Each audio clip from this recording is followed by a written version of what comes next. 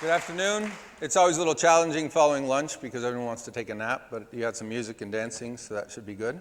On the screen, you see a picture of a place I grew up, or at least the first 7 years of my life. It's called Llama Foundation. It was a 100-acre intentional community in the mountains of Taos, New Mexico, or near San Cristobal. No plumbing, no electricity, outhouses, all stick-built homes, some very beautiful stuff using geodesic design principles. I actually learned to ride a bike in that dome in this room with a wood floor. We had all kind of meditation and prayer circles and a fantastic view out that window of the Rio Grande Valley. So as a kid, it was just normal that you had kerosene lanterns. You kind of had a sense of fire. Houses burnt down regularly. We had a sauna. There was a sense of snow and the elements and also of the divine. Later on, my stepfather and mother started a community in Abiquiu, not to be confused with Albuquerque. And Abiquiu is best known probably contemporarily for where Georgia O'Keeffe used to work. So she got a lot of inspiration from that desert plateau environment. This building is a masjid, a place where Muslims pray. And it's built with adobe, which is a very traditional southwestern building style or material, which is just mud bricks put together with mud. And however, this technique of building has also been used in North Africa in places like Egypt and Tunisia and even in places like Yemen on the Arabian Peninsula. And so this master architect, Hassan Fatih, came from Egypt, and he showed the people here in New Mexico, many Chicanos, a couple of whites, a couple African Americans who had become Muslim, how to use this ancient mud building technique to do things like domes and arches and vaults, where you can build the whole structure without having timber or beams or metal or anything like that. And I actually worked stacking the bricks you see there. My job was to put the bricks on pallets so they could go back and build them. And believe me, when you're 12, and you're in the desert, and you're inhaling little flies through your nose, and the water has all the sulfur, and you're fasting because you're Muslim, that's a whole different experience. So I learned the value of hard work. But I also saw what it was like in both of these environments to build things, that you could do things.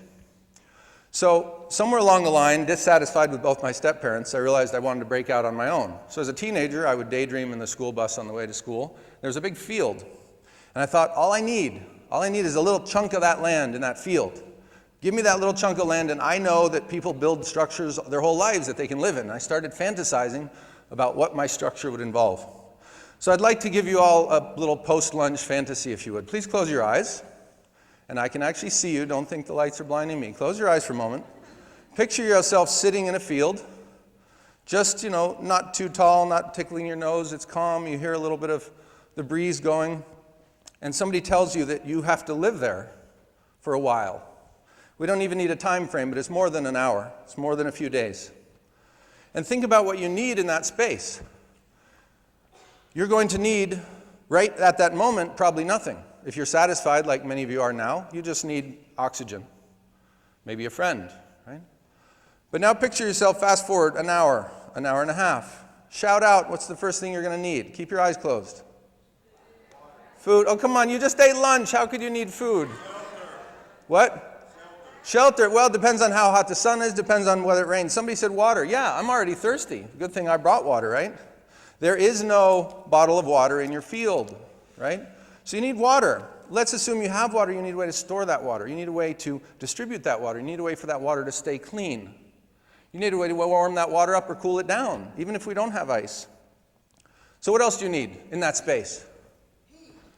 Heat, well, it depends on the weather. Beautiful right now, we could probably get by without heat or air conditioning here in lovely Hickory, right? What are you going to need come sundown? What's going to happen to you? Light, if you have something to read. So light, what creates light? Well, I grew up with kerosene lanterns. So we can do kerosene lanterns, we can do LEDs, we can do compound fluorescent, we can do incandescent, we can do fire, we can do mirrors, we can do glow-in-the-dark stickers, we can do glow lights, glow sticks, right? What else? You're getting into the late night. What happens? What happens to you? Still, eyes closed. You're getting sleepy. I shouldn't do that after lunch, right? You want something to sleep on. And unless you're unusual, you don't want to sleep on the grass. So you think, what is it? What do you like to sleep on, everybody? A hammock, an air bed, an air mattress, a piece of straw, whatever it is, soft grass, maybe. But you know what happens to grass when you're overnight? You wake up and what happens? You're all wet, covered in dew. So how do we prevent the grass from getting wet? Our sleeping surface shouldn't be wet. So what do we need? Some kind of shelter to keep the humidity from condensing on the surfaces, and we started having to think about hot and cold and why does stuff condense. So I started having this fantasy of my pod, my personal living pod. What does it need? It needs a place to hang a guitar. It needs a bed. It needs a little place to sink. You can open your eyes now and you can look at the pod. So that's not a realistic pod, because it's just, retro, whatever, but something you can find out there. At the same time, I started thinking about this living pod. What would one person need to comfortably live today? Comfortably. I did the cold shower thing. I did the compost thing. I did the toilet thing. I don't like outhouses. They scared me when I was a kid. Big black hole, go away. So I started getting interested in the idea of semi-permanence. Those of you who've been to the Munich Stadium in Berlin, or the Pilgrimage Airport in Jeddah, or places where they build these huge structures, but they're not really deep into the earth. They're kind of built up on top, and they could be disassembled, like World's Fair's architecture. So this is an amazing exhibit that went around the world. Those tubes are actually pressed cardboard, and the shipping containers are rented on site and then set up. And that was actually featured in a TED lecture. Here's an example of how we live compared to how others live, us and them, right? And you can all imagine, take your kitchen. It's a little bit contrived, but you know how much we go through. I was in a restaurant with my wife yesterday, and it was 40 bottles of water for only 10 cents each. 10 cents each is pretty cheap, but what do you do with the 40 bottles when you're done? So we have this culture where we consume and consume and consume, and then we throw away and throw away and throw away. And in other cultures, most of the stuff you throw away can go right back to the earth. And if you think about 100 years ago, there wasn't really trash. What was it? Wood and metal? There wasn't plastic. There wasn't anything that you couldn't put on the ground and it wouldn't just kind of fade away or be swiped by somebody. Now, we've got to be careful what we put on the ground. So Peter Neurath in a TED lecture talks about shadow cities, what happens when people move from out in the countryside into cities. And a lot of interesting things happen. Birth rates go down, education goes up, people start to steal electricity and have electricity for the first time. And you can have a guy who puts on a suit every day and he lives in a mud hut with 4 other guys, but he's made it. He's moving towards middle class in a slum like Kibera, right? Moving out from the poverty and the famine of the village life. So I'm jumping all over, right? I go from my pod to the semi-permanent architecture to living on the commune to squatter cities. How do these all connect? Somewhere along the line, somebody introduced me to shipping containers. And I started reading on shipping containers. And it turns out, after about 10 years going back and forth across the ocean, the shipping containers are retired. But they're really strong. They're really kind of cool. They're very, very heavy. And they're cheap. And you can get one, and you can set it on 4 corners or on the dirt, and you have a really solid structure. You could set one across a creek, and you'd have an instant bridge. Just cut the other end out. So I started getting involved in containers, and it seemed natural that, well, if I have a container and I want a pod, why don't I make my living pod in this container? And this was about 2007. I started chewing on this seriously, and pretty soon I'm seeing articles about this and that. And Central Piedmont Community College, where I work full-time teaching IT, gave me some time to work on this idea, and I researched it pretty heavily for a while. And we came up with this mission statement, which I'm going to read for you. Normally I don't read off the slides, but the contrast here is a little off. To design and build from a standard cargo container a portable workshop that functions comfortably as a living and working space independently of outside infrastructure and that incorporates affordable and standard off-the-shelf sustainable technologies. Those of you who are familiar with these solar decathlons and things like that know that these houses are kind of preposterous. They're great student efforts, but you end up with something that's $3 million, and it's maybe 1,200 square foot. It's ridiculous. Even the best eco houses, people are throwing out figures of 150, 200, 300 square foot. That is not affordable housing. So if you're into that sort of thing, I encourage you to research what the Rocky Mountain Institute is doing. Make a house that costs less than current houses and is green and has no utility bills. It's possible and it's doable, and any builder who says they can't do it doesn't know what they're doing. No offense to the builders here. This is at the Whitewater Center in Charlotte. Just grabbed the picture a long time ago because I felt like it summarized what we need to target. You're living in your pod and you need water. You don't have a sewage system nearby or a septic system, and you don't have a plumbing system run by the city. What do? What source of water do you have? Tell me. You have rain. What do you do with the rain? You have to collect it, and then you have to store it. And in the collection and in the storing, you have to get it clean, and you have to keep it clean, right? So the same with the sun. We bring the sun in the solar panel. We store it in a battery. We put it out on the light, and we have a system that controls when that occurs and how. And then we have the support for it. In this case, it's just a post. But you need some kind of box, some container, some infrastructure to do these things. But we can apply this to food. We can apply this to electricity, to power, to water, to all of these systems, right? Much like our own bodies. And here's just a schematic of that sort of thing. And you've all seen this before. The one that gets everybody, the one that dogs me my whole life, is the bathroom.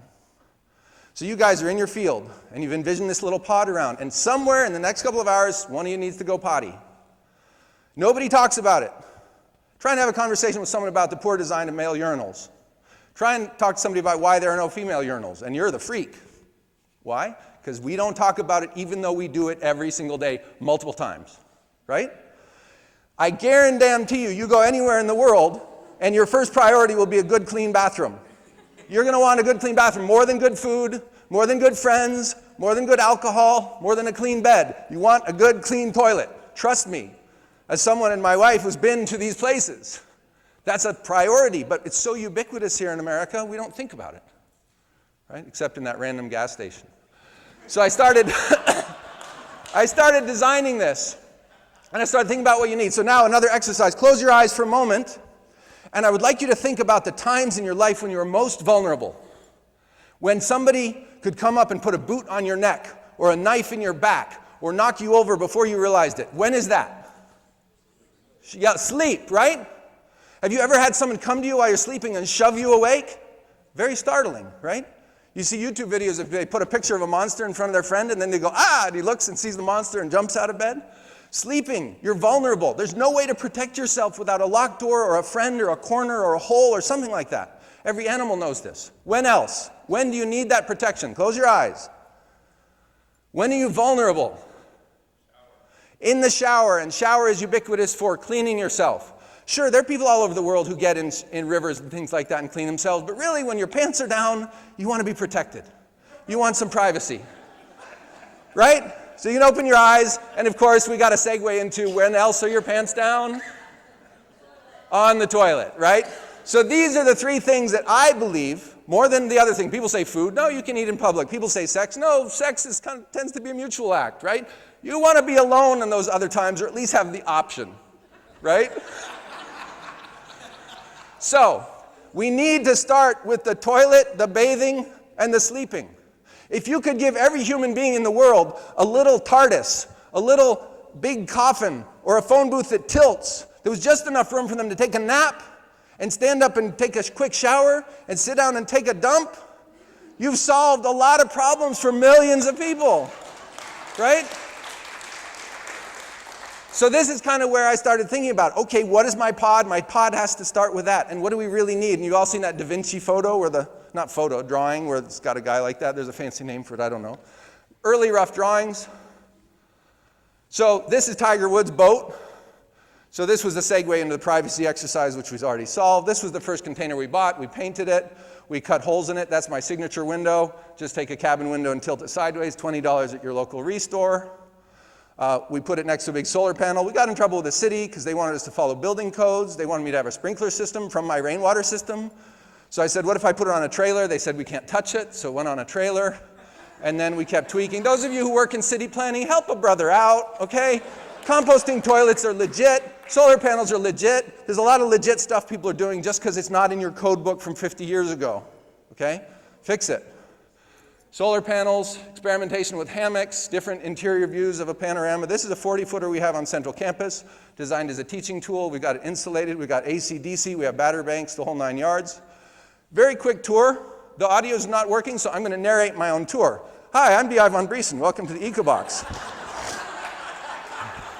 So here you see a 40-foot standard high cube container. You see my signature window. It's here on Central Piedmont Community College, and on the roof you see corrugated steel, which captures rainwater, increasing from about 300 square foot to 500 square foot. So each time we get an inch of rain, we collect about 350 gallons of water. This here deck was built by students in the engineering program and designed to latch on to the shipping container's strength with the doors.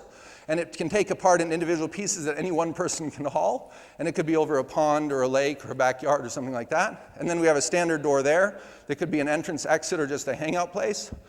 We're up on this nasty trailer. We've got some rainwater system, not a lot of pressure, but enough to water the garden. We had to put it on the trailer because of the things I mentioned before. I've designed this with 2 French doors, so you can open them both and get a nice cross breeze.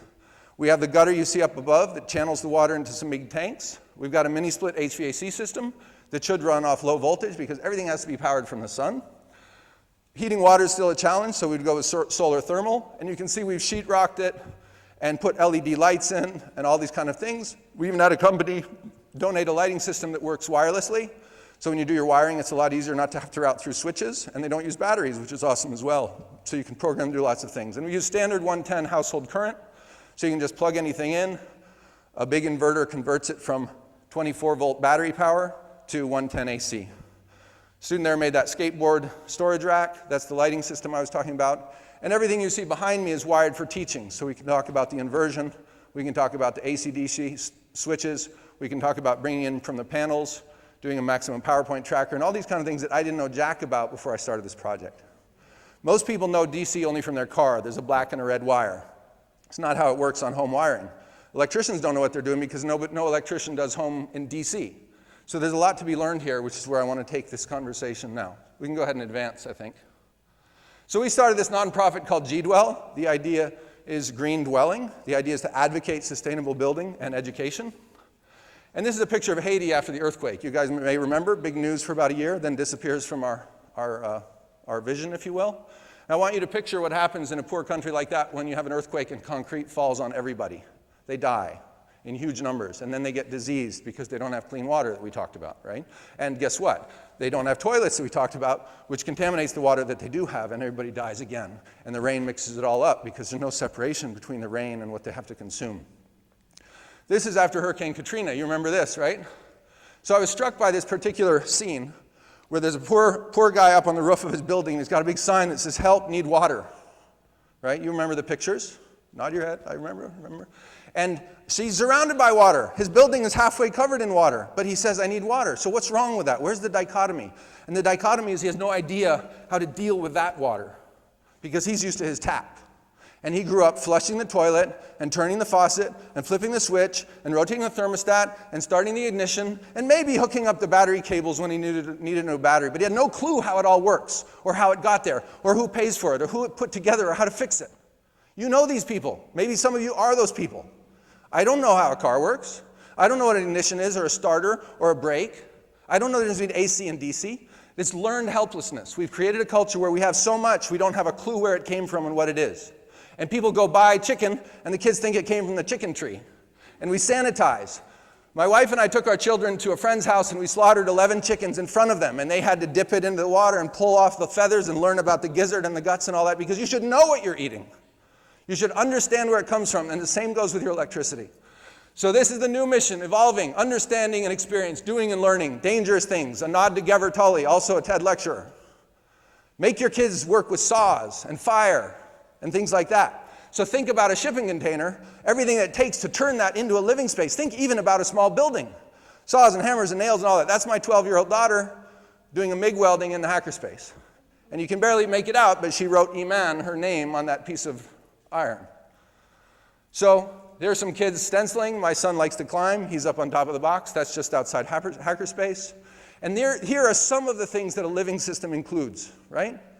You know what they are, but you take it for granted. You see it every day. A new car has some 10 miles of fiber optics or wiring in it. Right? How come our cars have such nice windows and our kitchens are like, latch? Like, why can't we have little, isn't our house worth $300,000 and our car's worth like 20? Where's the dichotomy there? Something's wrong. And then, these are all the things you have to figure out in order to make this work. You have to figure out metalworking and plumbing and thermal, like where does heat come and where does it go and how does it transfer and how do I keep my water clean and am I going to suffocate if I cover everything so much I don't have fresh air? And this is the next version. We call it EcoDo, as in EcoBox 2. It's a 20-footer. This time we went off campus because the school administrators couldn't handle this talk of toilets and composting and things like that. Said, okay, fine, we'll go off grid. My wife is generous enough to let me use a home equity line to finance it, and we're working slowly forward. That was the first time this box ever traveled. It's also got its own signature window. We took it to the tiny home show in Charlotte recently. Fairly well received. Unlike all these other tiny homes, it's not a little wood gingerbread house. And I'm targeting a price point of $15,000 all-inclusive, whereas the typical tiny homes are $35,000 and they don't even include a power system. So this is at the tiny home show. This is other homes there, just to give you an idea of what we're up against. The white one on the right is about $40,000. The middle one is about $28,000. And you still have to plug them into a water source and you still have to plug them into a power source. And here's the new version of the mission to help people demystify the world around them. We do this at Hackerspace. We do this at school. We do this with STEM workshops. We do this wherever we can. And if I can use the EcoBox as an avenue for that, so much the better. Thank you very much.